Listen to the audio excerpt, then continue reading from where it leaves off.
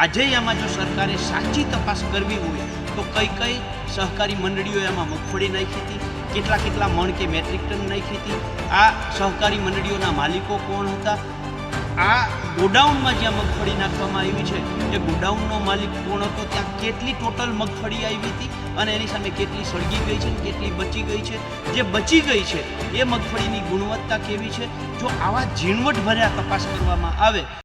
આજ સવારથી જ રાજ્યમાં એક મુદ્દો ખૂબ સળગી રહ્યો છે અને એ છે માર્કેટ યાર્ડમાં લાગેલી આગ।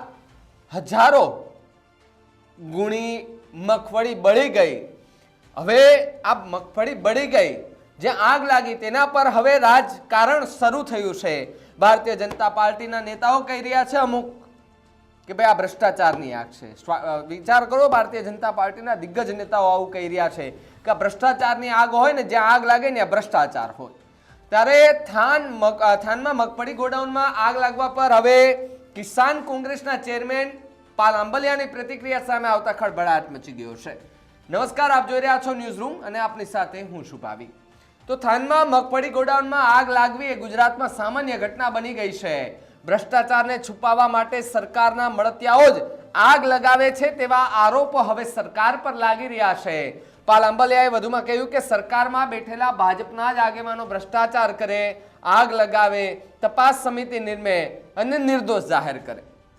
આ ભારતીય જનતા પાર્ટી પર ખૂબ મોટા આરોપો, સરકાર પર ખૂબ મોટા આરોપો લગાડ્યા છે પાલ આંબલિયાએ। એફસીઆઈના ગોડાઉનમાં ક્યારેય આગ નથી લાગતી અને મગફળી ગોડાઉનમાં જ આગ કેમ લાગે છે તેના પર પણ સવાલો ઊભા થઈ રહ્યા છે। સરકારે અગાઉ મગફળી ગોડાઉનમાં લાગેલી આગના કડક હાથે કામ લીધું હોત તો આજે આગ ન લાગી હોત। ચોર પોતે, ચોકીદાર પોતે, પોલીસ પોતે, જજ પોતે પણ પોતે તેવો ઘાટ મગફળી કૌભાંડમાં દર વખતે રચાયો છે તેવા આરોપો લગાડ્યા છે। ને અગાઉ ગોંડલમાં શોર્ટ સર્કિટથી આગ લાગ્યાનો રિપોર્ટ એવા ગોડાઉનમાં આવ્યો કે જ્યાં પીજીવીસીએલ કનેનું કોઈ કનેક્શન પણ નહોતું। વિચાર કરો કે જ્યાં એવું કીધું કે ભાઈ અહીંયા આગ લાગી છે શોર્ટ સર્કિટના કારણે, જ્યારે રિપોર્ટ આવ્યો ત્યારે ખબર પડી કે અહીંયા તો કઈ પીજીવીસીએલના કોઈ વાયર કે કોઈ પણ જાતનું કોઈ પ્લગિંગ હતું જ નહીં, તો આગ લાગી કેમ? એટલે સ્પષ્ટ સાબિત થાય કે આગ લગાડવામાં આવી હોઈ શકે। પીજીવીસીએલનું કનેક્શન ન હોય ત્યાં વીજળી ક્યાંથી આવી, શોર્ટ સર્કિટ કેમ થયું અને આગ કેમ લાગી તેના પર પણ અત્યારે સવાલો ઊભા થઈ રહ્યા છે। ને પાલ આંબલિયાએ પણ કટાક્ષ કરતા ખૂબ મોટા આરોપો લગાડ્યા છે। પાલ આંબલિયાની પ્રતિક્રિયા સાંભળો કે જેની અંદર સરકાર પર આ આગને લઈને શું કહ્યું। આજે સમાચાર મળ્યા કે થાનગઢની અંદર ટેકાના ભાવે ખરીદેલી મગફળીના ગોડાઉનમાં આગ લાગ્યો। આગ લાગવી, ટેકાના ભાવે ખરીદેલી મગફળીમાં આગ લાગવી અને એ ગુજરાતમાં આગ લાગવી, આ કોઈ નવી વાત નથી।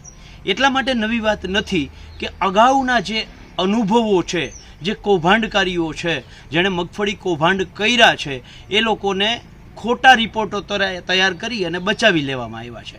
પણ અહીંયા આજે મારો સૌથી મોટો સવાલ એ છે કે એફસીઆઈના ગોડાઉન આઝાદીથી લઈને અત્યાર સુધીમાં કેમ ક્યારેય આગ ના લાગી?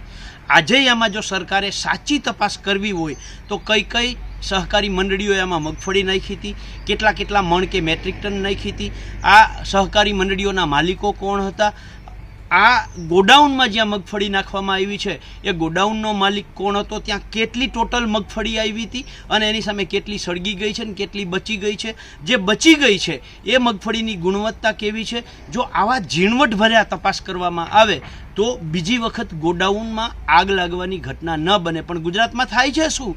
તાકે અગાઉ ગોડાઉનમાં આગ લાગી એનું એક ઉદાહરણ સાથે કહું, ગોંડલમાં જે આગ લાગી બારદાનની અંદર, તો એમાં રિપોર્ટ એ આવ્યો કે ત્યાં ઇલેક્ટ્રિક શોર્ટ સર્કિટના કારણે આગ લાગી હતી, જ્યારે વાસ્તવિકતા એ હતી કે ગોડાઉન પાસે પીજીવીસીએલનું ઇલેક્ટ્રિક કનેક્શન જ નહોતું। તો કનેક્શન ન હોય તો આગ કેવી રીતે લાગે? પણ આ બચાવનો એક તરીકો હતો।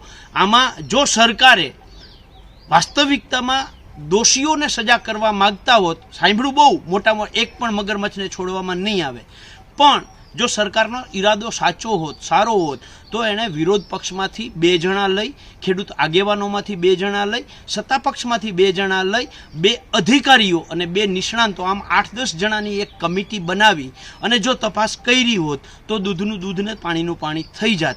આજે હું સરકારને ચેલેન્જ સાથે કહું છું કે આ આગ એટલા માટે લાગી છે કે હમણાં જ ટેકાના ભાવે ખરીદીમાં સત્તા પક્ષના જ ધારાસભ્યોએ અવાજ ઉઠાવ્યો હતો કે આમાં મોટો ભ્રષ્ટાચાર થયો છે। આ મોટા ભ્રષ્ટાચાર જે થયો છે એને બચાવવા માટે આગ લાગી છે. જો સરકાર દૂધને દૂધ અને પાણીનું પાણી ઈચ્છતી હોય તો મેં કહ્યું એવી કમિટી બનાવી અને સરકાર તપાસ કરે તો વાસ્તવિકતા સામે આવશે. તો જે રીતે થાનમાં ગોડાઉનમાં મગફળી કઈ કઈ સહકારી મંડળીની આવી હતી, એના માલિક કયા પક્ષ સાથે જોડાયેલા છે તેના પર પણ સવાલ ઉભા કર્યા છે. કઈ કઈ સહકારી મંડળીમાંથી કેટલા જથ્થામાં મગફળી આવી હતી, સાથે સાથે ગોડાઉનના માલિકો કોણ છે, કયા પક્ષ સાથે જોડાયેલા છે, ગોડાઉનમાં મગફળી આવી ત્યારે તેની ચકાસણી કરનાર કોણ હતા, રજિસ્ટર નિભાવ્યું છે કે કેમ, ગોડાઉનમાં કુલ કેટલો જથ્થો આવ્યો હતો અને કેટલો સળગ્યો છે તેના ઉપર પણ સવાલો છે. સાથે બચેલો જથ્થો છે તેની ગુણવત્તા ચકાસવી હવે સરકાર કરશે. સરકાર આ મગફળીની ચકાસણી કરશે કે કેમ એ તો સમય આવતા ખબર પડશે. પણ જો સરકાર દૂધનું દૂધ અને પાણીનું પાણી કરવા માંગતી હોય તો તપાસ કમિટી નિમવી જોઈએ તેવી પાલાંબલિયાએ પણ પ્રતિક્રિયામાં જણાવ્યું છે. જો સરકાર કુલણીમાં અગાઉ ગોળ ભાંગ્યો હોય તેવી જ રીતે ગોળ ભાંગવા માંગતી ન હોય તો તપાસ સમિતિ નિમવી જોઈએ. તપાસ કમિટીમાં 2 સત્તા પક્ષના, 2 વિરોધ પક્ષના, 2 નિષ્ણાંત નિવૃત્ત અધિકારીઓ, 2 ખેડૂત આગેવાનો સાથે રાખીને આ કમિટી બનાવવાની હવે માંગ કરી રહ્યા છે પાલાંબલિયા. હવે આગના ઘટનાને લઈને તમે શું માનો છો અમને કમેન્ટ કરીને ખાસ જણાવજો. અને જો તમે અમારી ચેનલને સબસ્ક્રાઇબ ન કરી હોય તો અમારી ચેનલને સબસ્ક્રાઇબ કરી લેજો, બેલ આઇકનને દબાવી દેજો જેથી કરીને પડે પડના સચોટ સમાચાર તમને તમારા મોબાઈલ પર તરત જ મળી રહે. નમસ્કાર.